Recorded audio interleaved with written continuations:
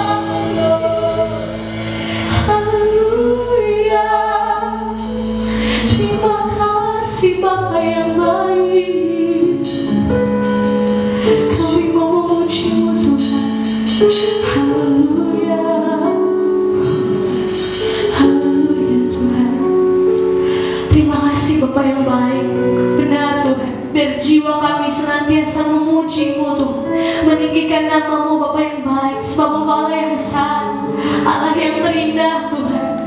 Engkau senantiasa yang menjadi penghiburan kami Bapa yang baik. Bapa, kami sudah memuji-Mu, kami sudah menyembah-Mu Tuhan.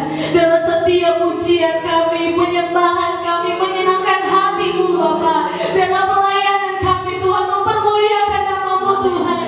Dalam setiap orang yang menyaksikan ibadah ini boleh diberkati, boleh dipulihkan, boleh disembuhkan di dalam nama Tuhan Yesus Kristus. Kami percaya Tuhan, kuasa-Mu besar, kuasa-Mu tidak terbatas ruang dan waktu Bapa yang baik. Terima kasih Bapa, terima kasih Tuhan Yesus. Ajar kami senantiasa tetap kuat, tetap bertahan Bapa yang baik dalam iman kami. Kami mau tetap teguh memegang kepercayaan kami Tuhan. Terima kasih Bapa, terima kasih Tuhan Yesus. Sebentar Tuhan, kami akan memberikan persembahan kami yang pertama Bapak yang baik. Besar kecil yang kami berikan, mari Kau yang berkati berlipat kali ganda Bapak. Kami bersyukur Tuhan bahwa setiap kemurahan yang Tuhan sudah sediakan bagi kami. Terima kasih Bapak, terima kasih Tuhan Yesus. Kami berdoa, kami mengucap syukur. Haleluya, amin. Haleluya. Silakan duduk jemaat dikasihi oleh Tuhan. Tiba saatnya kita akan memberikan persembahan kita yang pertama. Namun sebelumnya, mari kita bacakan deklarasi persembahan kita. Mari sama-sama kita angkat persembahan kita. Kita akan membacakan deklarasi persembahan. 1, 2, 3, ya. Oleh darah Yesus aku telah ditebus dari maut kepada hidup. Hidupku dan hartaku bukan milikku lagi, tetapi milik penebusku. Hari ini aku akan memuliakan Tuhan dengan hartaku yang terbaik. Dan aku percaya sesuai firman-Nya, Amsal 3 ayat 9 sampai 10, lumbung-lumbungku akan diisi penuh melimpah di dalam nama Tuhan Yesus. Amin. Haleluya. Kita akan berikan persembahan kita yang pertama. Kita akan pujian segala puji syukur. Haleluya.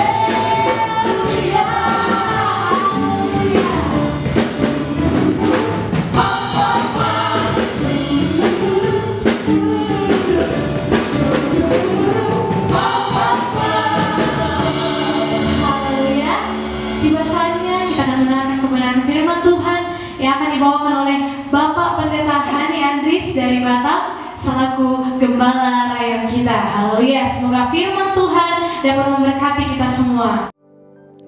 Haleluya, puji Tuhan. Kami mau nyapa setiap saudara yang ada di rumah-rumah dengan penuh semangat. Salam semangat, salam sehat. Tuhan Yesus memberkati saudara. Puji Tuhan saudara, kita ada sebagaimana kita ada hari ini. Hanya karena satu hal, karena Yesus mengasihi kita. Apapun keadaan saudara, Tuhan Yesus mengasihi kita semuanya. Yang setuju katakan amin. Kasih Yesus indah dalam hidupku, menghiasi hati dan jiwaku. Ku tak dapat hidup tanpa kasih-Mu Tuhan. Pegang tanganku sepanjang jalanku. indah dalam hidupku.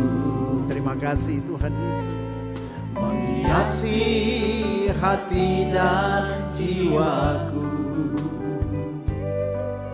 Ku tak dapat hidup tanpa kasih-Mu Tuhan. Pegang tanganku sepanjang jalanku. Kasih Yesus mengalir dalamku seperti sungai yang tak pernah kering. Kasih Yesus membebat hatiku. Dalam kasih-Mu ku merasa teduh. Dalam kasih-Mu ku merasa teduh. Dalam kasih-Mu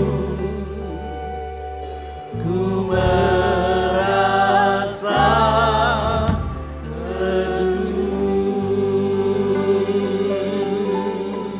Kalau kami ada sampai dengan hari Minggu ini Tuhan, kami tahu itu hanya karena kasih-Mu. Kalau kami masih boleh beribadah sekalipun di rumah masing-masing dalam waktu yang bersamaan, itu juga karena kasih-Mu. Sebab itu dalam ibadah ini Tuhan, kami minta kasih Yesus boleh kami rasakan, jadi tangible di setiap tempat di mana kami berada. Kasih yang akan memberikan kami keteduhan, kasih yang bisa memberikan kami ketenangan serta damai sejahtera. Dan kasih itulah yang hari ini kami akan dengarkan. Sebab itu biarlah kiranya Tuhan, Engkau berbicara kepada setiap kami, mampukan kami untuk mengerti, dan supaya kami juga boleh menerapkan apa yang namanya kasih itu. Berbicaralah ya Tuhan, dalam nama Tuhan Yesus. Haleluya. Amin, amin, amin. Puji Tuhan, terima kasih untuk WL dan para singers. Nah saudara, saya mau mulai dengan satu statement ini. Sekali lagi bahwa palungan, salib, serta kubur kosong. Palungan, salib, dan kubur kosong. Semuanya itu berbicara tentang satu hal, yaitu kasih. Karena begitu besar kasih Allah akan isi dunia ini, maka Yesus lahir di palungan di Bethlehem. Karena begitu besar kasih Allah akan isi dunia ini, akan saudara dan saya. Sehingga Yesus harus mati menanggung semua dosa pelanggaran kita untuk menebus kita di atas kayu salib. Karena begitu besar kasih Allah akan isi dunia ini, Dia harus bangkit dari antara orang mati. Supaya saudara dan saya pun tidak binasa, tidak masuk dalam alam maut, tetapi beroleh kehidupan yang kekal. Kasih. Nah saudara yang kasih Tuhan, kasih kita terima secara cuma-cuma dari Tuhan. Tapi kasih saudara, saya mau beritahukan buat saudara bahwa kasih itu yang kita terima, bukan kita hanya terima untuk kita sendiri, tapi Tuhan mau supaya kita juga mengerti dan kita juga melakukan tindakan kasih kepada orang lain. Nah saudara yang kasih Tuhan, begini, bukti kita mengenal Allah, sekali lagi, bukti kita mengenal Allah bukan seberapa hebatnya pengetahuan teologi kita, melainkan apakah kita bisa menjalankan mengasihi sesama kita dengan benar atau tidak. Saudara yang kasih Tuhan, 1 Yohanes 4 ayat 8 berkata, barang siapa tidak mengasihi sesama maksudnya, ia tidak mengenal Allah, sebab Allah adalah kasih. Salah satu bukti kita benar-benar orang Kristen yang mengenal siapa Allahnya adalah kalau kita saling mengasihi satu dengan yang lain. 1 Petrus 1 ayat 22, Petrus berkata begini, hendaklah kamu sungguh-sungguh saling mengasihi dengan segenap hatimu. Jadi mengasihi itu bukan hanya sekedar sebuah perkataan, tetapi dengan segenap hati. Artinya ada ketulusan di sana. Nah saudara, bahkan Ayub, saya membaca Ayub ketika dia sedang dalam penderitaan, dia sedang diuji imannya oleh Tuhan. dengan sebuah ujian yang sangat-sangat hebat dan sangat-sangat menyakitkan. Tapi Ayub sempat buat satu statement dalam pasal 6 ayat 14, dia katakan begini, siapa menahan kasih sayang terhadap sesamanya? Siapa menahan kasih sayang terhadap sesamanya? Melalaikan takut akan yang maha kuasa.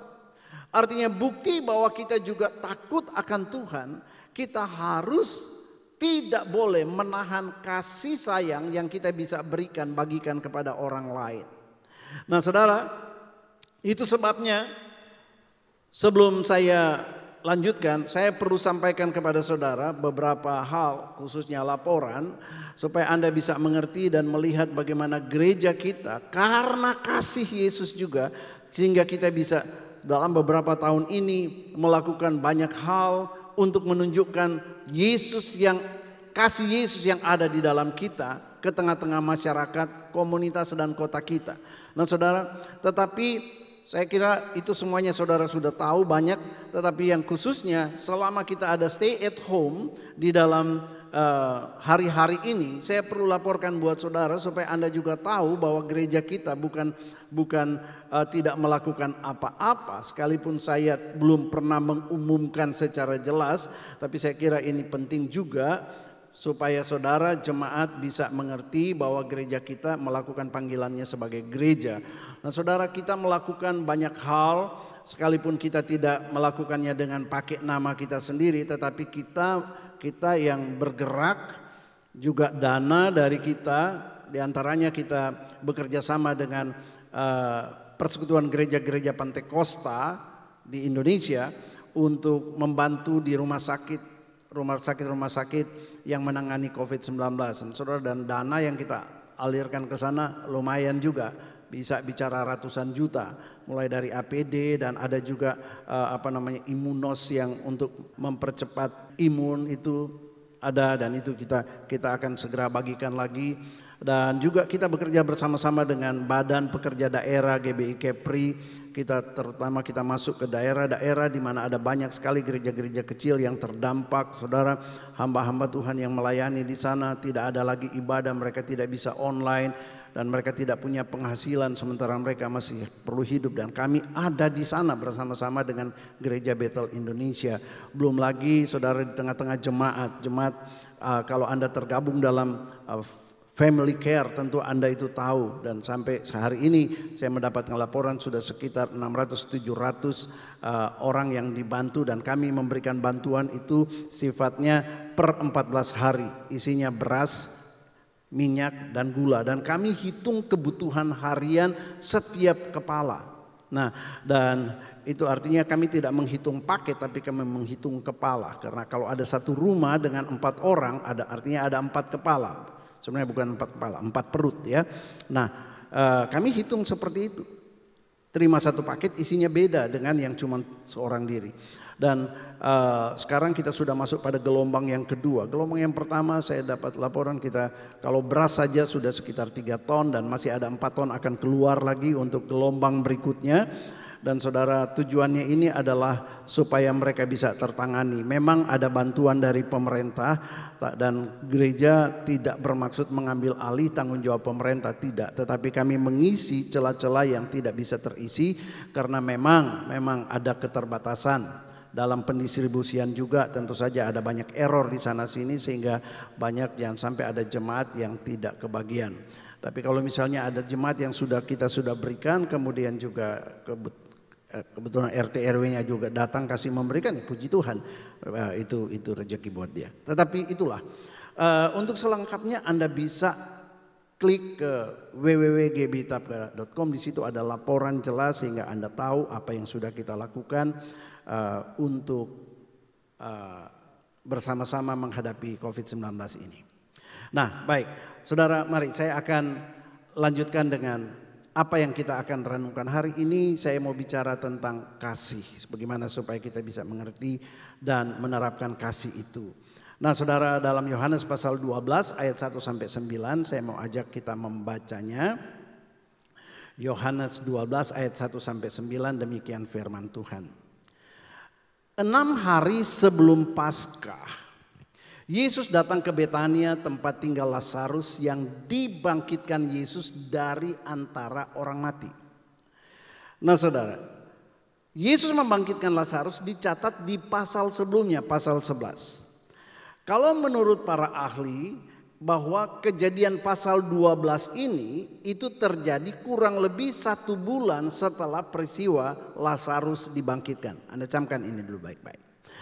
Ayat yang kedua. Di situ diadakan perjamuan untuk Yesus, dan Marta melayani, sedang salah seorang yang turut makan dengan Yesus adalah Lazarus yang sebulan yang lalu sudah mati. Nah saudara, ayat yang ketiga, maka Maria mengambil setengah kati minyak narwastu murni yang mahal harganya, lalu meminyaki kaki Yesus dan menyekanya dengan rambut, dan bau minyak semerbak di seluruh rumah itu. Tetapi Yudas Iskariot, seorang dari murid Yesus, ya, yang akan segera menyerahkan dia, berkata, mengapa minyak narwastu ini tidak dijual 300 dinar dan uangnya diberikan kepada orang-orang miskin? Hal itu dikatakannya bukan karena ia memperhatikan nasib orang-orang miskin, melainkan karena dia adalah seorang pencuri. Ia sering mengambil uang yang disimpan dalam kas yang dipegangnya. Jadi dia itu bendahara dari pelayanan Tuhan Yesus. Maka kata Yesus, biarkanlah dia melakukan hal ini mengingat hari penguburanku.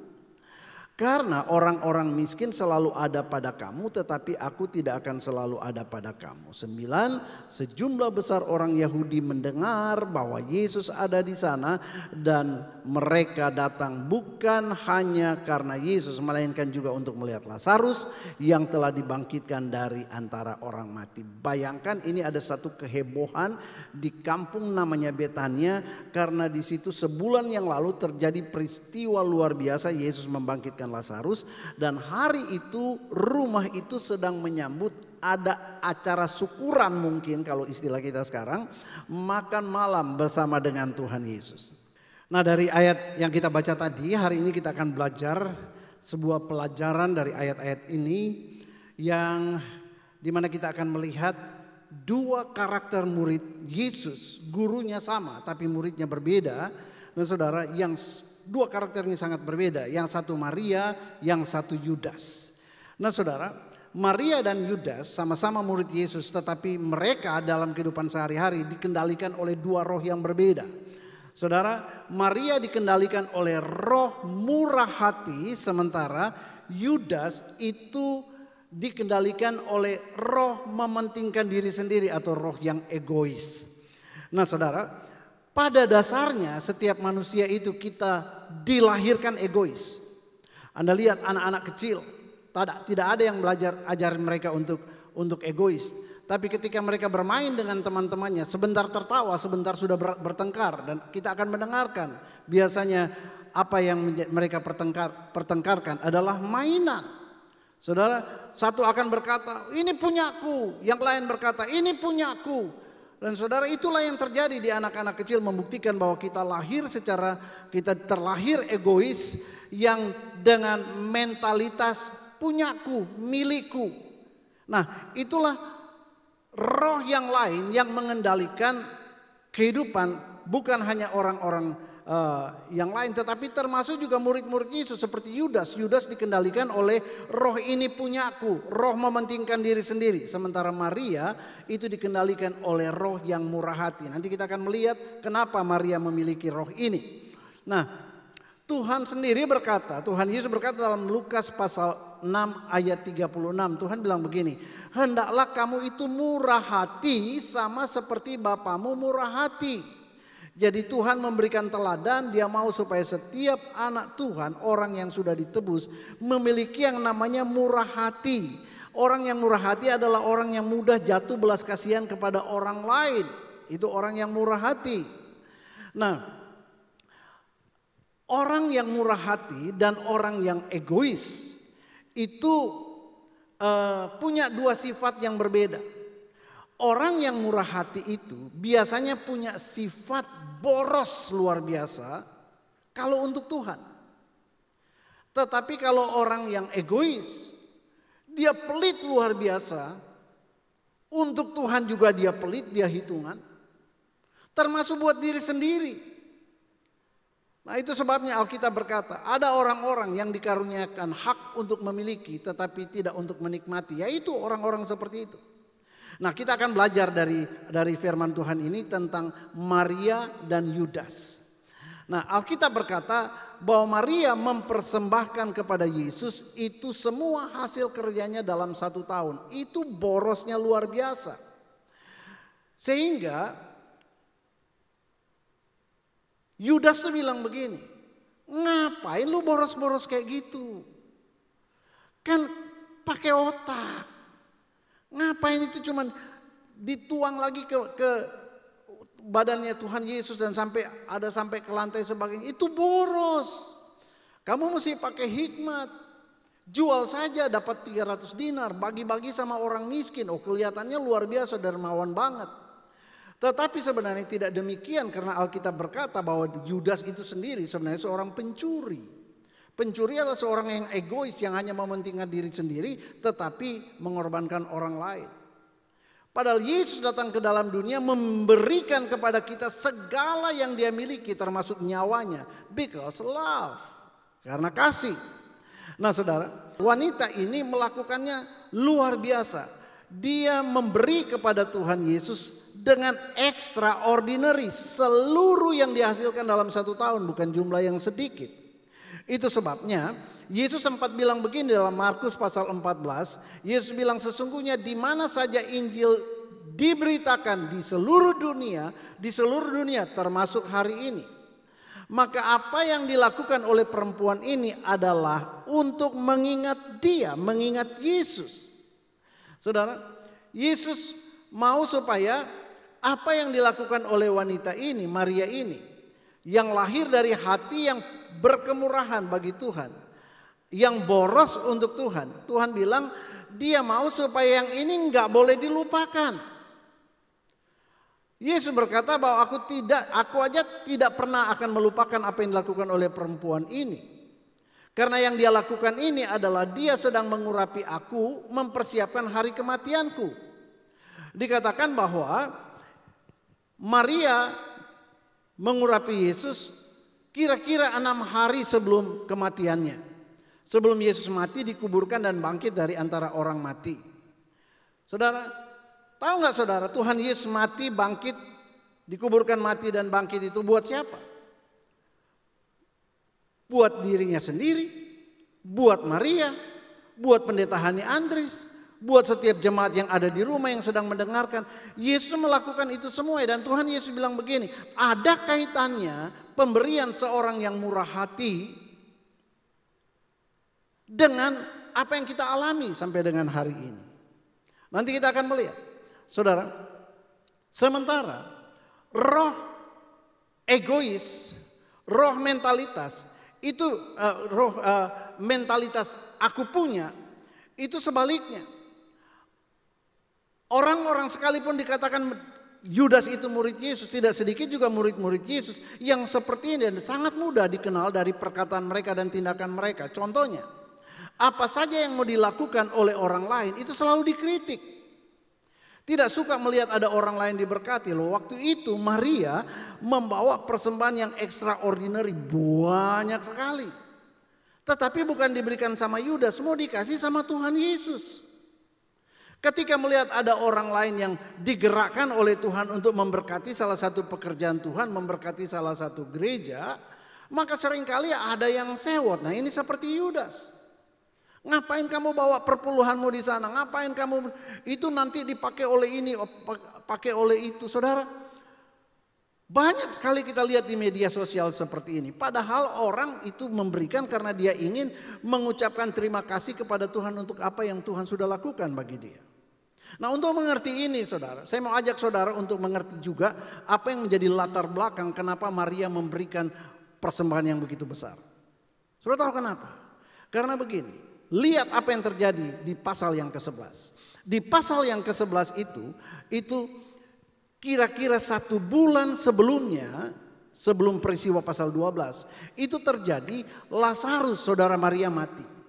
Pada waktu itu seluruh rumah berduka cita, ada tangisan, ada air mata. Lalu Yesus datang. Apa yang Yesus lakukan? Yesus bangkitkan Lazarus. Seketika itu juga kehidupan kembali kepada Lazarus dan suasana rumah itu berubah. Air mata diganti dengan tari-tarian. Ya, duka cita berubah menjadi sukacita, kematian berubah menjadi kehidupan. Terjadi 1 bulan sebelumnya. Orang satu kampung itu masih bengong membicarakan apa yang sedang terjadi. Tiba-tiba pasal 12 terjadi. Ini latar belakangnya, Anda perlu tahu. Di mana Yesus datang kembali bertandang ke rumah mereka. Lalu mereka adakan, kalau kita katakan istilah zaman sekarang mungkin itu hari pengucapan syukur untuk peristiwa kebangkitan Lazarus sebulan yang lalu. Yesus duduk makan bersama-sama dan banyak orang datang berkumpul. Nah, waktu itu Maria, dia melihat, dia terbayang sebulan yang lalu.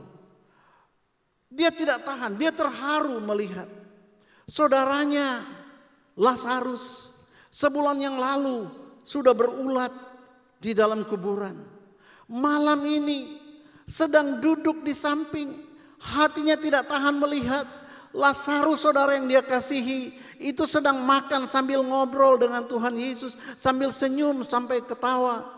Dia membayangkan kembali bagaimana sebulan yang lalu keluarga mereka itu dirundung dengan duka cita. Sekarang mereka bisa berpesta. Lalu muncul dari dalam hatinya, apa yang harus aku lakukan untuk membalas kebaikan Tuhan? Saudara yang kasih Tuhan, seorang yang murah hati, kemurahan hati itu selalu muncul dari dalam hati seorang yang tahu berterima kasih. Terutama kepada Tuhan. Itu sebabnya perasaan ingin berterima kasih inilah yang saya yakin mendrive dia, Maria, untuk mengambil keputusan penting. Saya tidak akan memberikan yang biasa-biasa, aku mau memberikan yang terbaik. Roh yang murah hati yang lahir dari spirit yang tahu berterima kasih terutama kepada Tuhan, itu akan membuat dia tidak melihat lagi bahwa apa yang dia miliki di dunia ini itu lebih berharga dari kasih Tuhan, perhatian Tuhan, lawatan Tuhan yang sudah dia alami. Itu orang yang murah hati. Nah, pada waktu dia akan mengungkapkan rasa syukurnya kepada Tuhan, ada orang yang didrive oleh roh egois, yang kemudian waktu melihat itu, kok enak, ini mahal, kok mau dikasih ke Tuhan Yesus. Lalu dia kritik. Nah, hari-hari ini kalau Anda melihat ada banyak kritik sini, kritik sana, saya mau beritahu saudara, hati-hati memperhatikan, melihat semuanya itu. Hati-hati menanggapinya. Jangan-jangan itu suara Yudas, masuk di akal sih. Tapi saudara, Yesus bilang begini, dia sedang mempersiapkan hari kematianku. Loh, apa hubungannya? Mari saya mau beritahu saudara, orang yang mengasihi Tuhan, yang tahu berterima kasih kepada kasih Tuhan, yang mempunyai kemurahan hati, seringkali kita tidak sadar bahwa apa yang kita lakukan itu, kita sedang masuk di dalam sebuah koridor rancangan Allah yang luar biasa. Saudara, Yesus bilang begini, dia sedang mempersiapkan hari penguburanku. Maria bingung. Apa hubungannya? Aku tidak pernah mikir kalau Yesus mau mati. Dia tidak pernah mikir. Tapi sekali lagi, orang yang tahu berterima kasih kepada Tuhan, dia cuma punya satu sifat, boros kalau buat Tuhan. Beda dengan Yudas. Saudara, untuk dirinya sendiri dia pelit, apalagi untuk Tuhan. Nah, lalu apa ya? Bagaimana sekarang kita melihat korelasinya? Ini kita perlu tahu ya. Supaya kita mengerti kalau Tuhan sedang menggerakkan saudara sesuatu, jangan engkau buka telinga untuk dipengaruhi oleh suara-suara kritikan. Seolah-olah, wah kalau kamu bawa uangmu di situ, kamu bawa persembahanmu di situ, wah itu dipakai pendeta tuh. Saudara begini, saya mau beritahu saudara, salah satu bukti bahwa satu gereja itu diberkati oleh Tuhan, begini. Yudas itu seorang pencuri. Tetapi Alkitab berkata Yudas diberikan kesempatan Tuhan untuk menjadi bendahara. Apakah Tuhan tidak tahu? Tuhan tahu. Tapi Tuhan sudah mengajar dia selama 3 tahun untuk dia apa yang boleh, apa yang tidak boleh, bagaimana cara mengelola keuangan. Tuhan berikan dia kepercayaan itu karena Tuhan tahu itu sisi lemah. Jadi saudara, kita itu akan diuji apa yang masih menjadi kelemahan kita, bukan apa yang kita sudah lulus ujian. Yudas juga seperti itu. Kenapa Tuhan mau menguji dia demikian? Karena saya percaya dalam hati Tuhan itu sudah ada rencana luar biasa untuk memberkati Yudas. Tapi Yudas perlu diuji dulu. Anda dan saya juga kalau bicara tentang keuangan, bahkan mungkin waktu saya berbicara ini, Anda sedang diuji juga oleh Tuhan untuk melihat keuanganmu. Kenapa? Karena di depan ini setelah COVID-19 saya percaya janji Tuhan akan digenapi. Tuhan akan memberkati setiap kita. Tetapi kita diuji pada saat-saat susah seperti ini. Saudara, Yudas itu diuji untuk melihat apakah dia sudah setia terhadap apa yang Tuhan percayakan hari ini kepada dia. Bukankah Yesus berkata begini, kalau kamu tidak setia dengan mamon yang sedikit ini, bagaimana kamu akan dipercayakan berkat yang sesungguhnya? Firman Tuhan katakan demikian. Itu sebabnya saudara, hari ini saya percaya banyak kita sedang diuji di tengah-tengah masa yang sulit. Dari apa yang masih ada pada kita. Maukah sekarang ini kita melihat juga orang lain lalu kemudian kita saling berbagi. Atau kita mau seperti Yudas. Nah saudara, mari saya mau ajak kita kembali kepada Maria. Maria memberikan itu. Yudas kritik. Dan Tuhan bilang begini, Yudas biarkan dia lakukan itu. Karena dia sedang mempersiapkan hari penguburanku. Maria nggak tahu. Maria pikir apa hubungannya. Tapi kalau kita baca selanjutnya, Anda akan temukan apa yang Maria lakukan. Itu Maria tanpa sadar dia sedang ambil bagian di dalam karya penyelamatan dunia ini. Begini. Saya mau tunjukkan bahwa sekali lagi kemurahan hati itu lahir dari orang yang suka tahu artinya berterima kasih. Nah, Alkitab bilang 6 hari setelah itu Yesus ditangkap. Oke. Kemudian Yesus mati di atas kayu salib pada hari Jumat sore. Beberapa menit sebelum jam 6 akan masuk hari Sabat. Kalau sudah Sabat orang tidak bisa kerja apa-apa. Apalagi itu hari Paskah, itu sangat sakral. Nah, Alkitab mencatat Yesus itu diturunkan dari kayu salib beberapa menit sebelum orang tidak boleh lakukan apa-apa lagi. Nah, di dalam tradisi Musa dikatakan setiap orang yang mati sebelum dikubur itu dia harus diminyaki dulu. Dia harus diurapi dulu. Kenapa? Mereka punya kepercayaan bahwa itu merupakan salah satu prasyarat atau salah satu kepercayaan mereka bahwa itu kaitannya supaya orang itu atau mayat itu dimeteraikan untuk kebangkitan nanti. Nah, Tuhan ini adalah Tuhan yang juga memberikan hukum-hukum kepada Musa untuk disampaikan kepada bangsa itu. Tentu saja dia tidak akan melanggar hukumnya sendiri. Nah, pada waktu itu karena orang tergesa-gesa hari menjelang malam, maka tidak ada lagi proses sebagaimana layaknya orang Yahudi yang mati. Mereka turunkan tinggal dibalut begitu saja dan langsung masuk di dalam kuburan tanpa diminyaki. Jadi secara hukum Musa, secara tradisi dia itu tidak memenuhi syarat sebenarnya. Nah, Maria nggak tahu ini, tapi Yesus tahu. Dan saudara, waktu Maria mengurapi dia, Yesus bilang dia sedang mengurapi untuk penguburanku. Saudara, apa yang dilakukan oleh Maria ternyata terbukti 3 hari kemudian. Karena ternyata tubuhnya sudah diurapi, artinya sudah memenuhi syarat menurut tradisi mereka.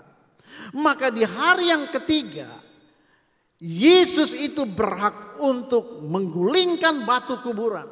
Lalu tampil keluar dan berkata, "Akulah jalan kebenaran dan hidup.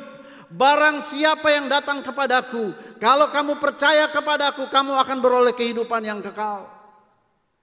Kamu tidak akan turut dihukum karena aku sudah menyelesaikan maut. Saudara, ternyata di titik akhir perjalanan karya keselamatan Tuhan Yesus, ada Maria di sana yang tanpa dia sadar. Nah, saudara, bayangkan kalau Maria waktu itu terpengaruh pendapat pandangan teologi dari Yudas. Maka Maria akan berpikir, benar juga ya, ngapain ya ini dibuang-buang begitu saja. Maka apa yang terjadi kalau pada waktu itu Maria ganti dengan baby oil, narwastu jadi baby oil. Anda bisa bayangkan itu. Makanya Yesus intervensi sebelum Maria terpengaruh. Biarkan dia lakukan itu, karena kamu nggak tahu, Maria nggak tahu, dia itu sedang berada di dalam jalur yang aku akan kerjakan ke depan. Saudara, saya mau beritahu saudara, dengar baik. Seringkali ketika kita digerakkan oleh Tuhan untuk memberikan sesuatu, Anda akan mendengarkan banyak suara Yudas. Tapi dengarkanlah suara di dalam hatimu. Kalau engkau orang yang tahu mengucap syukur kepada Tuhan, renungkan betapa besar kebaikan Tuhan dalam hidup saudara. Bagaimana Tuhan menyelamatkan hidupmu, bagaimana Tuhan memberkati engkau, bagaimana dengan keluargamu. Mungkin ada di antara keluargamu yang bisnisnya sudah mati, masa depannya sudah mati, rumah tangganya sudah mati. Tetapi tiba-tiba Tuhan Yesus datang melawat dan terjadi pemulihan. Come on.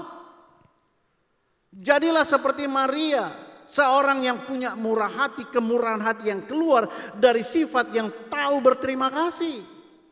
Maka engkau akan melihat setiap apa yang kau lakukan, sadar atau tidak sadar, engkau sedang dipakai Tuhan untuk sebuah rancangan yang besar ke depan. Saudara, hari-hari ini saya mau beritahu saudara, di seputar kita ada begitu banyak kesusahan. Mari kita melihat bahwa ini adalah peluang kalau Anda masih mampu. Kenapa Anda tidak berbagi? Saya mau beritahu sejujurnya buat saudara, Anda tidak perlu meragukan keuangan Anda bawa ke gereja ini. Kenapa?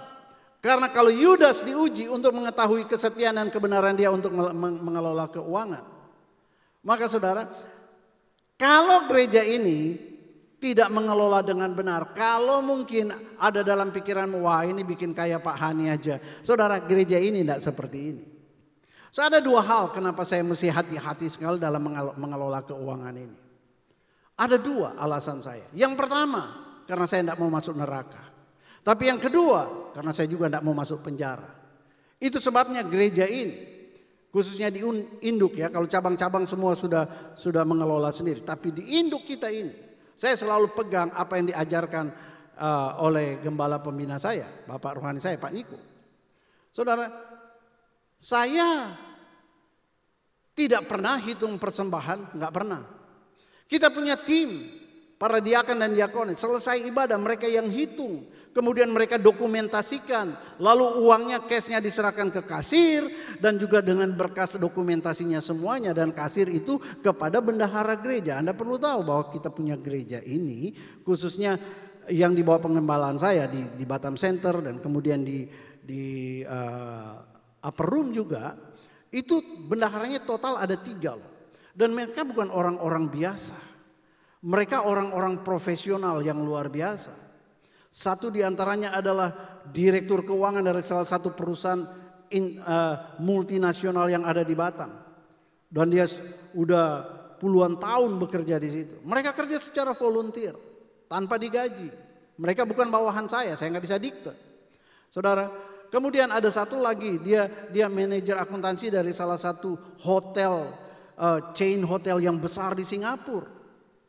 Dan yang satu lagi, lebih-lebih lagi, dia seorang yang managing direktur dari satu perusahaan auditor, perusahaan akuntan publik internasional.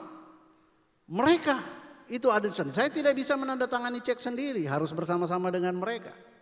Nah saudara, jadi aman. Saya nggak mau masuk penjara. Itu pun juga bagaimana dengan penghasilan saya? Saudara, saya enggak setiap kali ibadah saya langsung bawa pulang uang ke rumah. Enggak ada ceritanya itu, enggak pernah terjadi. Saya sendiri digaji oleh gereja. Saya dapat gaji.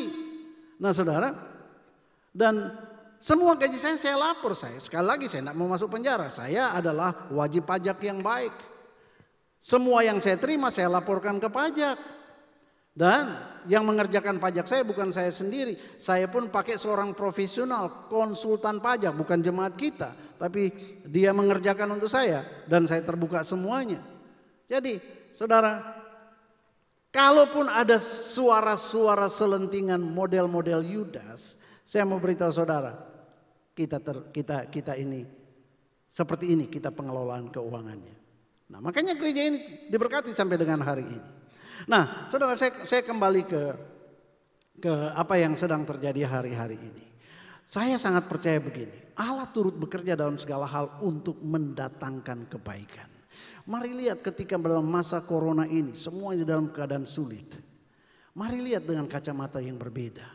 Tuhan sedang memberikan kesempatan kepada kita untuk menunjukkan kasih kita kepada Tuhan.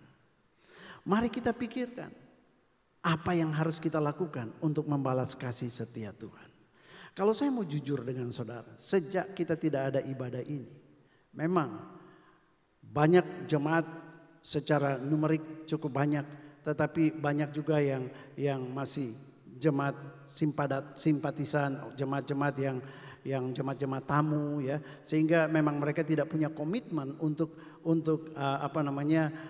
menyanggah tiang bagaimana supaya gereja ini terus beroperasi. Saudara, kita punya security yang cukup banyak dan kita punya bill yang harus dibayar yang cukup banyak. Saudara, sementara kalau kita sadar lah ya bahwa penerimaan gereja itu anjlok, terjun bebas loh saudara.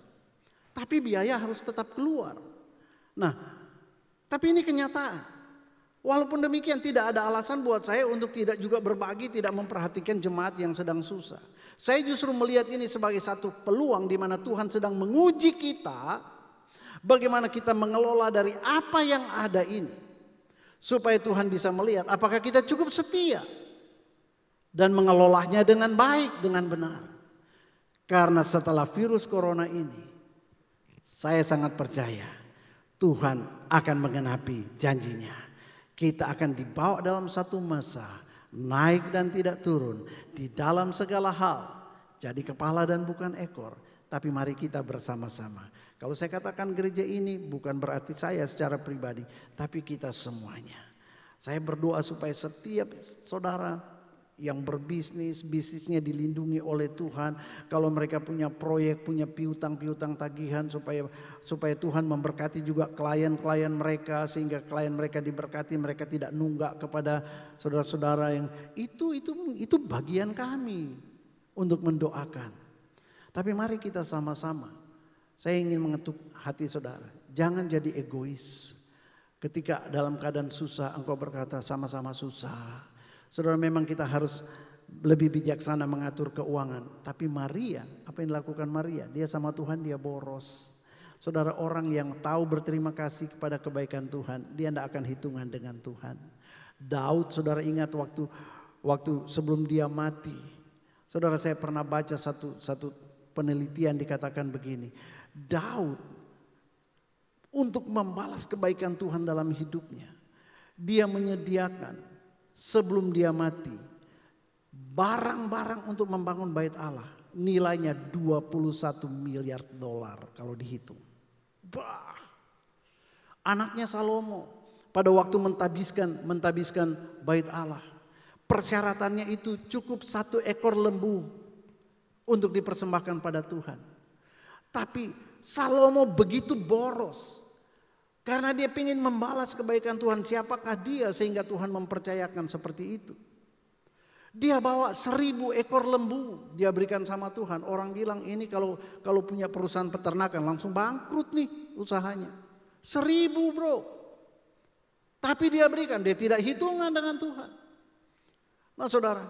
Tapi apa yang terjadi? Malam harinya Tuhan datang kepada dia di kamar tidurnya. Tuhan tanya.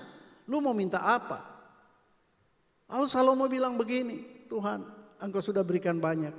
Aku tidak minta kekayaan lagi deh. Pokoknya jangan buat aku miskin. Dan aku cuma meminta satu, hikmat untuk aku bisa memimpin jemaat ini. Saudara tahu apa jawaban Tuhan malam hari itu? Dia minta hikmat. Tuhan kasih apa? Tuhan kasih apa? Tuhan kasih dia hikmat. Tuhan kasih dia kekayaan, plus bonus keamanan lagi. Kenapa Tuhan jadi begitu? Karena dia boros sama Tuhan, Tuhan juga boros berkatnya sama dia. Itu dia. Nah, saudara, banyak contoh dalam Alkitab seperti begitu.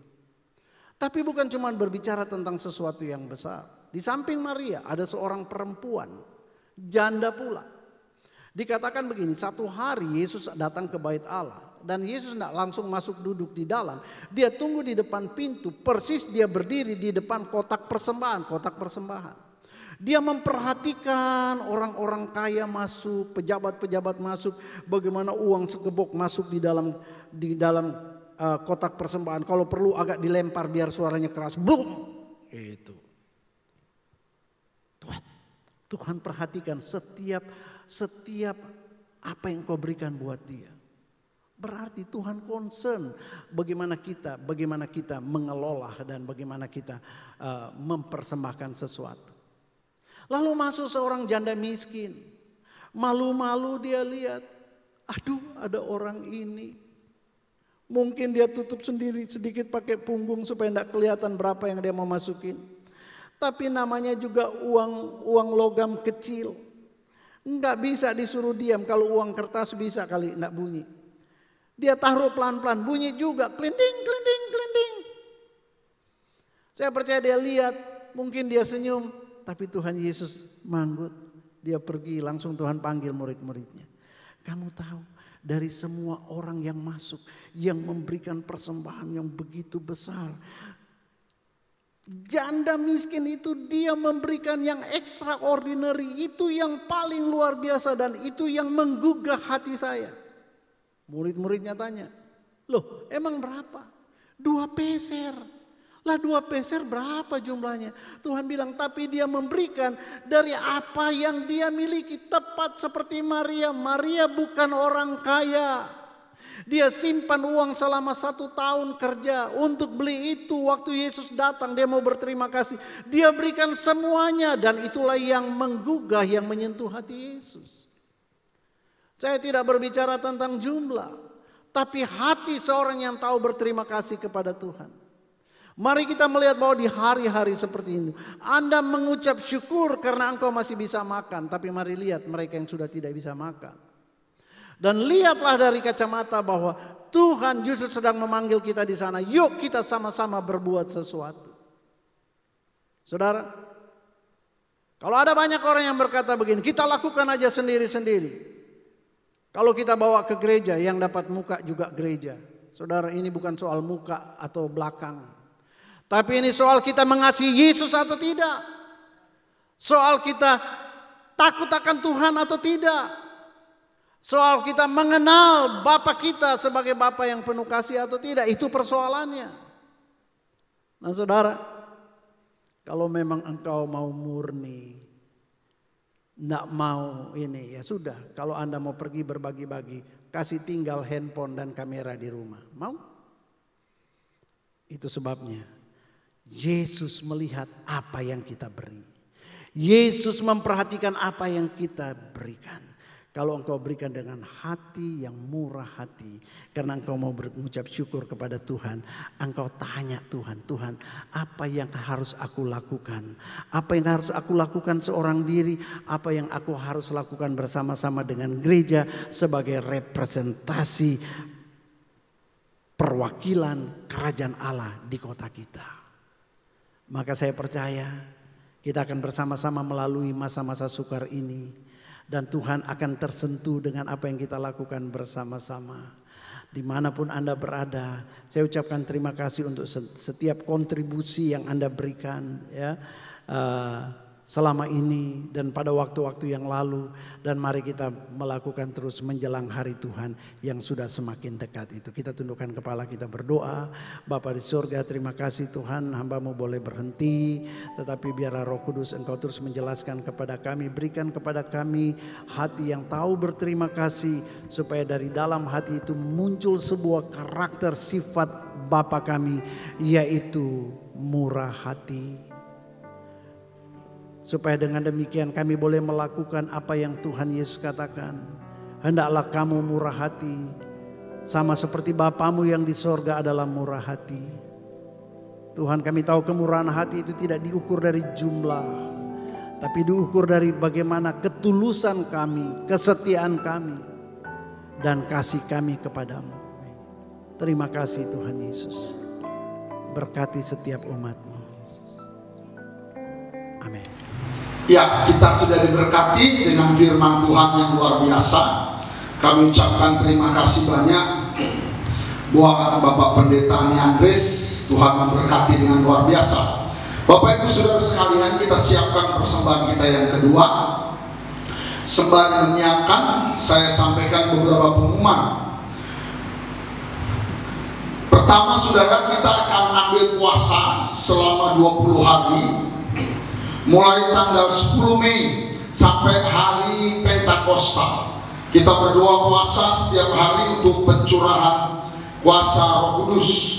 Saudara-saudara yang memberi persembahan boleh ditransfer ke rekening yang ada di layar HP kita. Saudara yang dikasihi Tuhan, saya ucapkan terima kasih buat Bapak Ibu teman-teman yang sudah mensubscribe channel Bethlehem Tabga, channel gereja kita. Sekali lagi terima kasih, dan saya mohon juga kita semua untuk membantu mensubscribe. Kita ajak keluarga, teman kita, juga sahabat-sahabat yang belum kita subscribe, karena saat ini kita butuh sekitar 1000 subscribe. Biarlah semuanya kemuliaan bagi nama Tuhan, agar channel ini bisa diberkati dengan sangat luar biasa. Baik, mari kita berdiri sama-sama. Kita akan memberikan persembahan kita. Kita akan ucapkan deklarasi persembahan kita. Mari kita akan persembahan kita. Ya, oleh darah Yesus aku telah ditebus dari maut kepada hidup. Hidupku dan hartaku bukan milikku lagi, tetapi milik penebusku. Hari ini aku akan memuliakan Tuhan dengan hartaku yang terbaik. Dan aku percaya sesuai firman-Nya, Amsal 3 ayat 9 sampai 10, lumbung-lumbungku akan diisi penuh melimpah di dalam nama Tuhan Yesus. Amin. Mari segala puji syukur bagi-Mu Tuhan.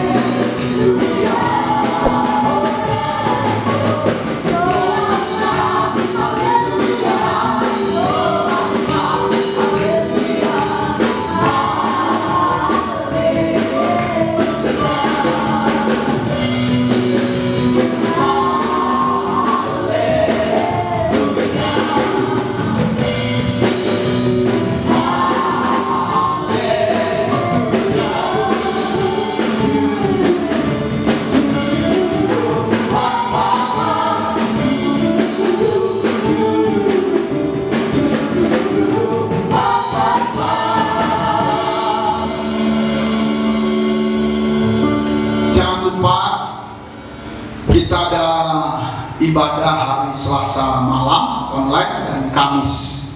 Bapa di surga, di dalam nama Tuhan Yesus Kristus, hari ini kami sungguh-sungguh bersyukur kepada Tuhan. Kami berterima kasih buat pribadi-Mu, buat hadirat-Mu, buat kuasa-Mu yang luar biasa. Kami berterima kasih buat firman-Mu, firman hebat yang Tuhan berikan kepada kami. Kami berdoa buat hamba-Mu, Bapak Pendeta Ani Andres Tuhan. Berkati Ibu, seluruh anak cucu, seluruh gereja kami GBI Raja 10 Tuhan. Biarlah Kau berkati dimanapun kami berada. Berkat-berkat-Mu tercurah Tuhan. Hari ini kami berdoa buat bangsa dan negara kami. Berkati Indonesia yang luar biasa. Berkati Bapak Ibu Presiden, Bapak Ibu Gubernur, Bupati, Wali Kota seluruh Indonesia. Secara khusus kami berdoa buat Gubernur kami Sumatera Utara. Tuhan berkati dengan luar biasa. Wali Kota kami di Medan, Tuhan Kau berkati dengan luar biasa. Kami doakan seluruh tenaga medis, para dokter, perawat dan seluruh tim medis Tuhan, TNI Polri, Tuhan Kau berkati. Hari ini kami mohon dengan iman ya Tuhan, biarlah virus COVID-19 dikeluarkan dari Indonesia. Kami bisa bebas dan semua bisa bekerja. Kami berdoa bagi jemaat-Mu Tuhan, berkatilah iman, berkati kesetiaan kami beribadah, memuji Tuhan, berkati usaha kami pekerjaan. Tuhan, hari ini yang sakit Kau sembuhkan, yang susah Kau hiburkan, jalan-jalan yang tertutup bukalah di dalam nama Tuhan. Terima kasih, Kau hebat, Engkau luar biasa. Berkati seluruh pelayan yang telah melayani hari ini, berkat yang dari Tuhan selalu menyertai kami Tuhan. Bapa, di dalam nama Yesus kami mohon kemurahan-Mu untuk pelayanan online ini Tuhan. Engkau berkati subscriber Tuhan, Engkau berkati seluruhnya pendengar. Urapan-Mu menyertai kami. Kami akan akhiri ibadah ini Tuhan. Kami mau pulang bersama Yesus. Kami pulang bersama berkat-berkat yang dari Tuhan. Dalam nama Yesus kami telah berdoa. Haleluya. Mari tegakkan kedua tangan-Mu. Terimalah berkat dari Tuhan hari ini dengan iman. Terimalah berkat dari Allah Bapa, kasih sayang dan anugerah dari Tuhan Yesus Kristus, berkat persekutuan dan pengurapan dari Allah pasti menyertai, memberkati keluarga-Mu dan masa depan, memberkati seluruh pekerjaan dan ekonomi, memberkati sekolah dan perkuliahan-Mu, diberkati Kau di masa sekarang, disembuhkan Kau dari segala penyakit, dijadikannya Kau kepala, dipenuhinya lubung-lubung-Mu dengan berkat-berkat yang berlimpah, mulai hari ini besok sampai selama-lamanya, di dalam nama berkat Tuhan Yesus Kristus kami memuji kebesaran.